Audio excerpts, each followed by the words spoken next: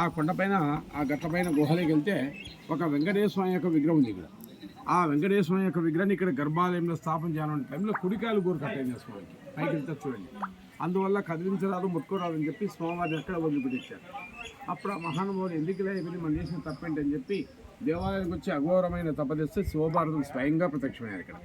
నిజరూప దర్శనం అనమాట ఇక్కడ. అప్పుడు వీళ్ళు చెప్పారట, నేను బోలాశంకరుని, మీరు అలంకార ఒకటి, నా క్షేత్రం మీకు ఇక్కడ స్థానం లేదని చెప్తే ఇక్కడి నుంచి 3 అడుగుల తిరుమలకి వెళ్ళాయంటే స్వామివారు.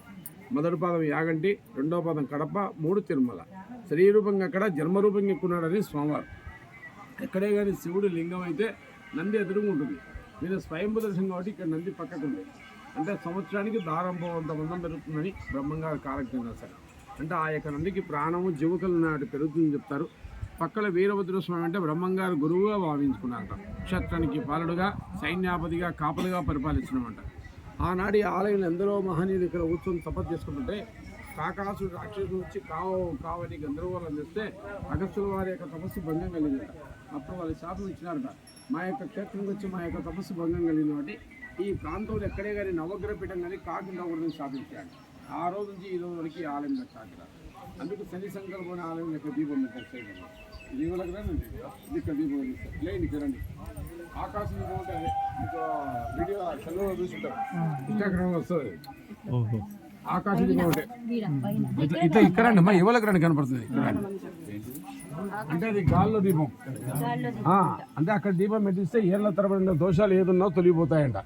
అప్పుడు కళ్యాణం కానీ, ఉద్యోగం కానీ, వ్యాపారం కానీ ఏదైనా సంకల్పం అనుకోవాలి. మంచి ప్రతిఫలం ఉంటుంది. అది గాల్లో దీపం. అది అక్కడికి పెట్టగలుగుతాం. ఆ దీపం పెట్టే పంతులు నేనే, ఎవరు పోరు అంత పైకి. అది నేనే ఇచ్చేసాను. ఇన్స్టాగ్రామ్ చెరువులలో వస్తుంటుంది. అది సాయంకాలం కూడా వెలిగాలి.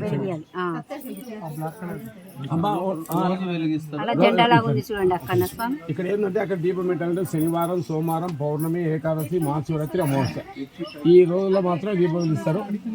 అమ్మా ఆ కొండ చూసి ఏదైనా సంకల్పం అంటే ఇక్కడ అనుకోవాలి. మీరు సాక్షాత్గా అనుకుని నా గోత్రం పేరు నోట్ చేయాలి. ఓకే, 600 టికెట్ ఉంటుంది దానికి. మీరు ఉన్నారు లేకపోయినా దీపం పెట్టేస్తారు. అప్పుడు మనం ఇంట్లో ఆ రోజు దీపం పెట్టి నైట్కి ఉపవాసం ఉండాలి. ఒకవేళ పెట్టించాలనుకుంటే అదే సంకల్పం. చాలా విశేషమైన ఫలితం.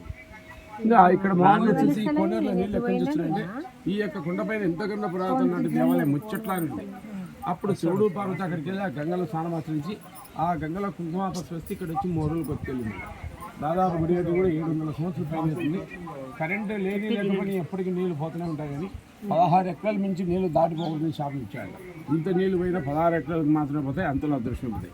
ఆలయంలో ఎక్కడ పోరేసినా ఈ క్షేత్రం ఎక్కడ నీళ్ళు పడవు. ఈ కొండపైన మీరు చూడవలసిన ప్లేసులు 3 ఉంటాయి. బ్రహ్మ, విష్ణు, మహేశ్వర.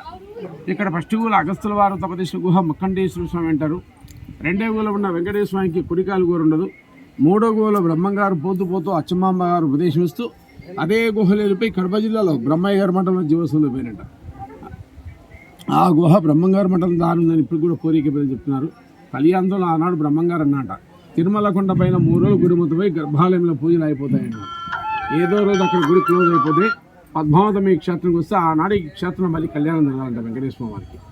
అప్పుడు ఆ కళ్యాణం చూడడానికి యాగంటి బసవయ్య అంతకంత వెరి కలియాంతంలో కాలువి ఆయన కళ్యాణమైపోయి చూసి ఈ పర్వతాలకున్నంత గట్లకు గడ్డికి వస్తున్నప్పుడు ఆ నందీశ్వరు గుట్టనంత గడ్డి తిని గుండంలో ఉన్న వాటర్ తాగేసి ఆ గుట్టపైన ఉన్న దీపాన్ని నమస్కరించుకొని అక్కడి నుంచి అంబోని 3 అరుపులు అరుస్తాడు.